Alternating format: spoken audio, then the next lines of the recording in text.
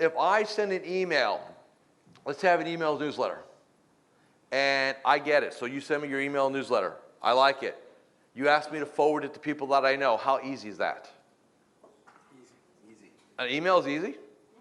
I got to go forward, and then I got what type? I got to type everybody's name in, don't I? Oh, now not so easy, right?